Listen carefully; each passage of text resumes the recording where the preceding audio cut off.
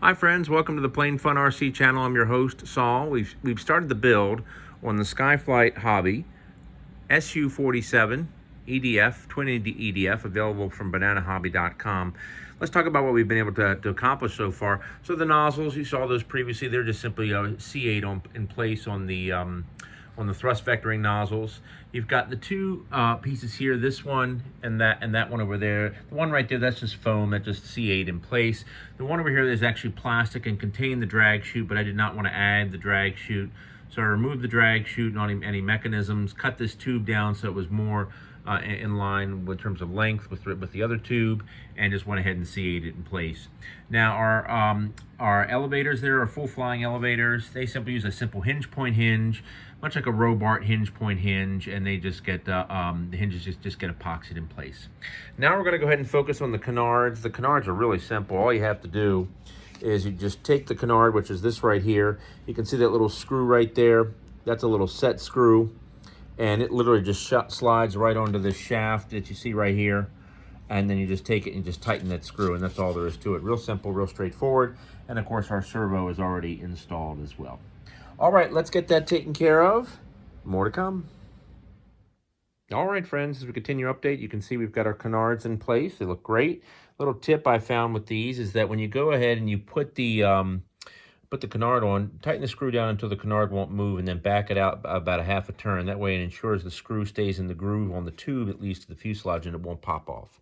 All right, then we're going to get our push rods in place here for our servo, and then we'll put our push rods in place as well for our elevators back there in the rear. Get that all taken care of as well. All right, more to come. All right, friends, as we continue our update here, you can see we've got the front portion of our fuselage attached. A couple friendly tips. First of all, make sure all of your wires are pulled through. Remember now, all these wires are bunched up inside this portion of the fuselage, and that's how they ship it. So don't make the mistake of gluing the front end in place before pulling the wires through, because then you'll have to cut it off and re-glue it back in place. We also got our front nose cone in place here. This is a just used a little foam safe CA to get that in place. Now, I will say, getting back to the front portion, when you glue this in place, you cannot set the fuselage down like you see here. You literally have to hold it up and carry it around with you like a baby.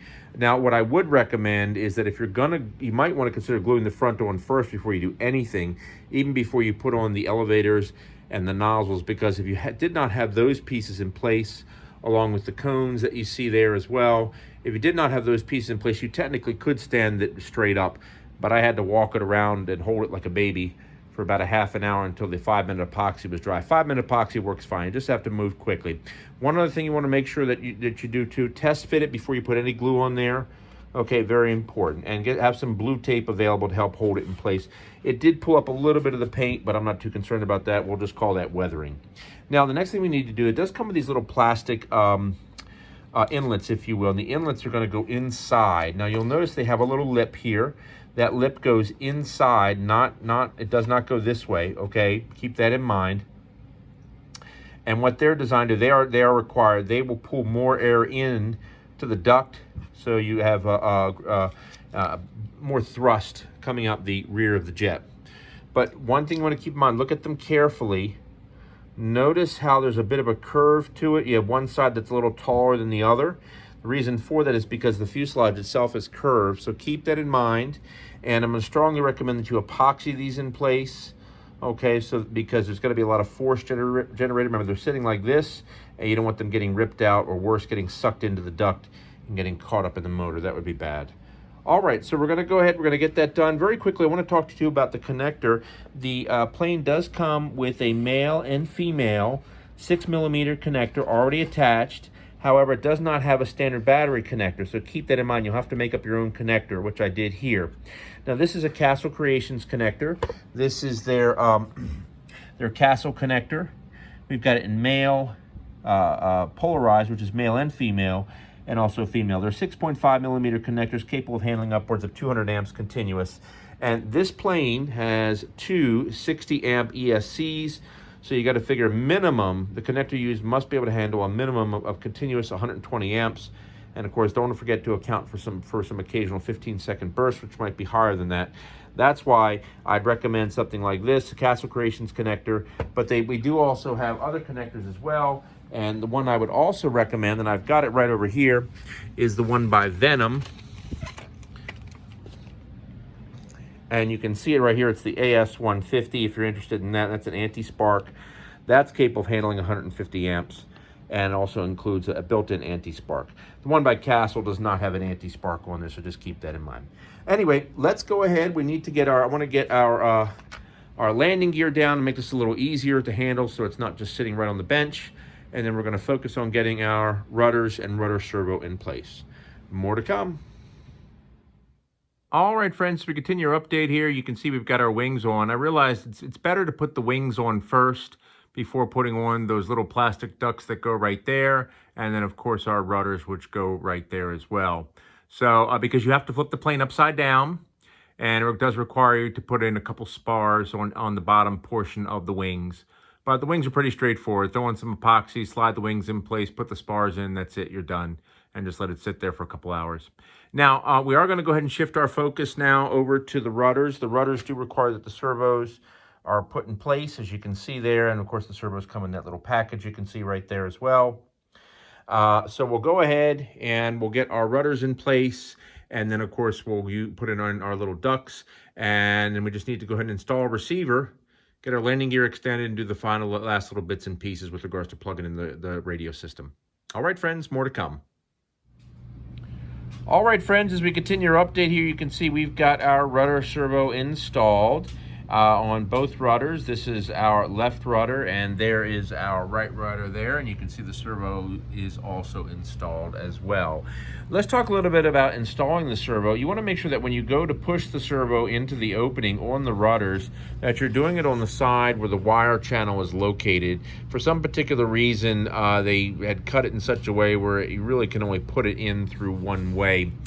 So outside of that, just to hold it in place, just using a little foam safe CA on the front and the back of the servo, as you can see there. Now, let's talk a little bit about our push rod. So the stock push rod was too long, so it had to be rebent. Let me zoom in a little bit there. There we go. You'll notice how the bend occurs just almost immediately after the threads. So keep that in mind when you're doing your new Z-bend, and that worked perfect. I was able to go ahead and actually get the rudder into a neutral position with the new push rod. All right, so the next thing we're going to do is to glue these rudders or vertical fins in place, and go ahead and put in our plastic ducting pieces as well as our canopy there on the canopy hinge, you can see right there. And then after that, we just need to install our receiver and put a little Velcro in there to help hold our battery in place. More to come. All right, friends, we've got our vertical fins glued in place. And this is one badass jet. There is no two ways around it. It is truly one of the coolest looking jets around. As you can see, I'm gonna do a quick walk around. We still gotta go ahead and put in our plastic ducting pieces, but nonetheless, I just want to give you a quick shot just to show you how cool it is. I would strongly recommend getting this particular plane. I think you'll really like it a lot. All right, friends, more to come. All right, friends, as we continue our update, we are in the most complicated portion of this build that has to do with the radio setup, and I'll explain in a second. First, let me show you the tools that we have here. So right off the bat, we're using one of the AS3X modules, the AR9350, as you can see here. And we also have attached to it the Spectrum Bluetooth connector, and that can be plugged into any AS3X receiver from Spectrum. So you can program it using the AS3X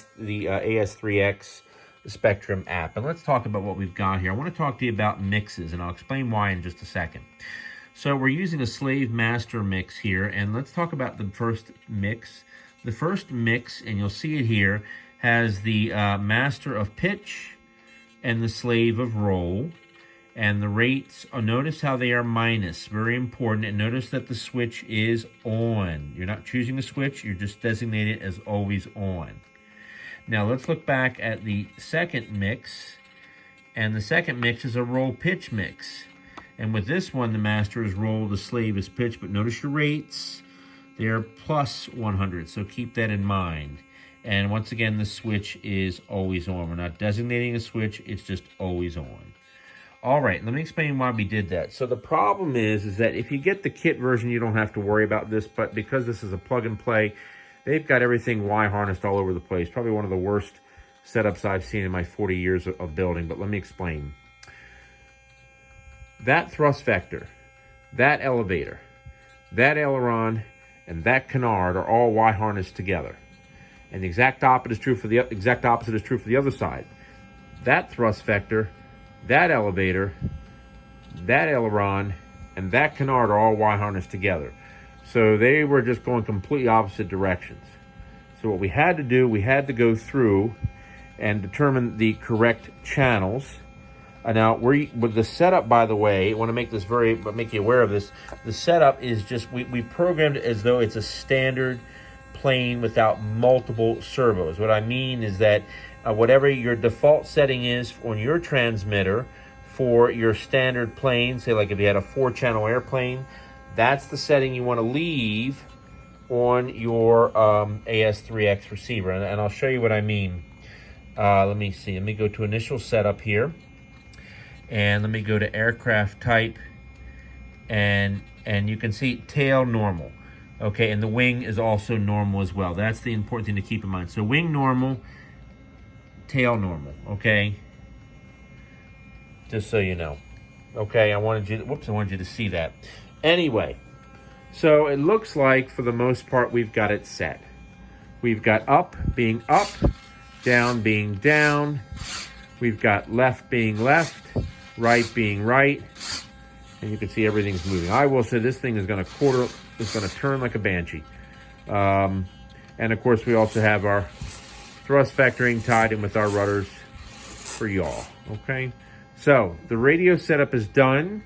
We have to go ahead and get this mess back inside, and then just do some final stuff in terms of configuration of the receiver, and that's about it. And then of course glue on our canopy. All right, friends, more to come.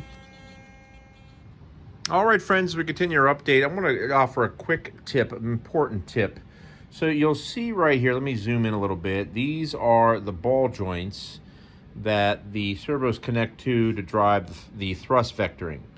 It's very important that when you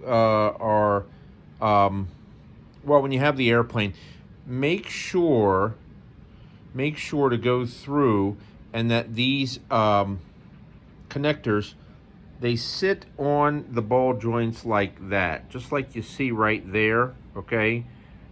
They were all the way down. They were completely popped off of the ball and sitting up against the surface here. And that was also the case with these ball joints as well. They were not on the balls. They were literally on that little stem. And so these things were wiggling all over the place. And if you didn't know that, you might try to fly the plane and it would be very, very, very squirrely. So do keep that in mind. I just want to point that out to you as well. All right, we're going to go ahead. We're just doing some adjustments here, getting some mechanical adjustments, getting all the control surfaces so they're as even as possible. And then we're going to go ahead and put the canopy in place, and then that's it. More to come. All right, friends, as we continue our update here, as I mentioned, the gap on the ailerons and on the rudder was very large. So we wound up using some of the Dubro electric flyer hinge tape. You can see it right there, DU catalog number 916. It's just a very, very adhesive tape. I'm a nurse, and believe it or not, we used to use these for IVs and dressing. It's by 3M, but anyway, it's great tape. It's very sticky when you're putting it on foam surfaces, and it does a nice job when filling in. I know that it leaves kind of a funky look to it. Normally I would have used Top Flight Econocoat, a black or even they're clear, but they don't make Econocoat anymore. Econocoat was for foam surfaces where it was a low temperature iron-on adhesive. They made it for many years, many years, but recently they just discontinued it. So anyway, just got to use what I have, but that's fine. We've got it here on the rudder, just on one side. You can see it there, and you can also see it over there as well. All right, let's get our canopy glued in place, And then that's the last of it. More to come. All right, friends, here's our final update on the Su-47. She's completely done. We've got our canopy in place. We went ahead and we used just some 5-minute epoxy to hold it in place, and it's went on without any problem whatsoever. I will tell you the canopy doesn't stay up though, so you'll just have to kind of prop it up if you're trying to put the battery in there. A 6S 4,000 milliamp battery is the biggest thing you're going to be able to use in this. Now, if we're talking balancing, she does balance out perfect, by the way, with a 6S 4000. But here is our CG. In the event you don't have this manual, I want you to be able to see exactly where the CG is located. Notice how it's 20 millimeters. So just keep that in mind. And then let me go ahead and show you the placement of the battery. This is important. Look at where the battery leads are and the balance lead, because that's how you have to put the battery in the plane. It will not fit any other way, so just keep that in mind. All right, friends, just a quick quiet walk around, and that's it. We're going to move on to our next project. Thank you for watching. Please like and subscribe.